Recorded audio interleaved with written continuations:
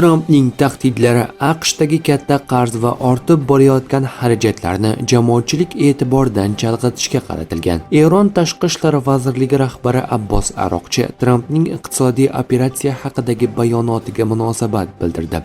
Aroqchiga ko'ra, AQShning iqtisodiy D-Day deb ataladigan siyosati mamlakatdagi moliyaviy muammolardan e'tiborni chetga burish maqsadida amalga oshirilmoqda. U Washingtonning iqtisodiy bosimini iqtisodiy terrorizm deb atab, bu choralar Eronning javob harakatlarini kuchaytirishi va jahon iqtisodiyoti hamda davlatlari suverenitetiga tahdid solishi mumkinligini ta'kidladi. Isroil nashri NATOning Shimoliy Atlantika shartnomasidagi 5-modda qanday ishlashini o'rganganini ma'lum qildi. Nashrga ko'ra, Isroilning xorijda joylashgan turk harbiy kuchlariga zarba berishi NATOning avtomatik ravishda aralashuvga olib kelmasligi mumkin. 5-modda Turkiya hududini himoya qiladi, biroq u Suriyada va Shimoliy Kiprda joylashgan turk qo'shinlariga avtomatik ravishda tatbiq etilmaydi deya ta'kidlanadi maqolada. Tramp Eronga qarshi eng halokatli iqtisodiy operatsiyani e'lon qildi. Donald Tramp tinchlik kelishuvi bo'yicha taraqqiyot yo'qligi sabab Eronga qarshi eng halokatli iqtisodiy operatsiya boshlanganini e'lon qildi.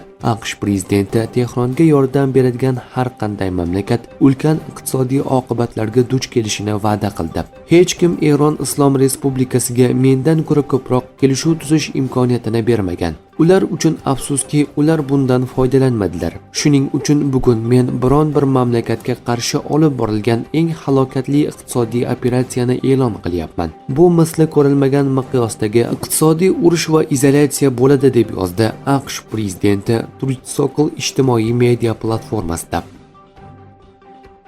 Fransiya Eronning 2 diplomatini mamlakatdan rasman chiqarib yubordi. Bungacha Eron Tashqi ishlar vazirligi ham 2 fransuz diplomatini nomaqbul shaxs deb e'lon qilib, ularni kirishini taqiqlagan edi. Qaroqchilar Somali qirg'oqlari yaqinida Turkiya qurollari ortilgan kemani qo'lga oldi.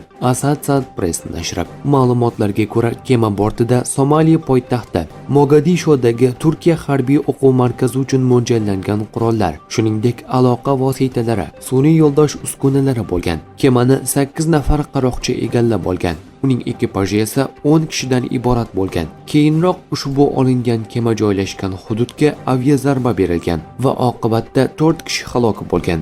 Zarba aynan kim tomonidan berilgani hozircha noma'lum, deb yozmoqda nashr. Turkiya radarlari Isroil harbiy samolyotlarini aniqladi. Turkiya radarlari Idlibdagi harbiy aerodromga zarba bergan Isroil jangovar samolyotlarini aniqlagani xabar qilinmoqda.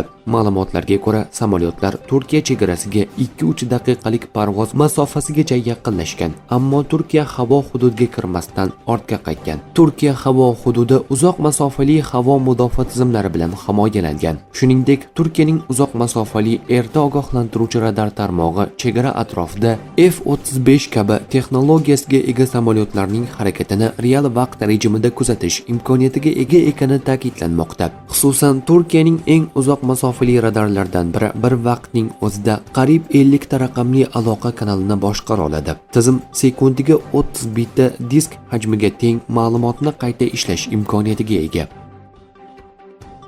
Turkiya Isroilga javob zarbasini rejalashtirgani aytilmoqda. Ayrim manbalarga ko'ra, Isroilning Suriyadagi zarbasidan so'ng Turkiya Qunaytra hududi yaqinida javob zarbasi berish imkoniyatini ko'rib chiqqan. Xabarda AQShning aralashuvi va Turkiya rasmiylarining ehtiyotkor pozitsiyasi sababli reja amalga oshirilmagani aytilmoqda. Zarba uchun Tayfun va Som raketalaridan foydalanish varianti ko'rib chiqilgani ham da'vo qilingan.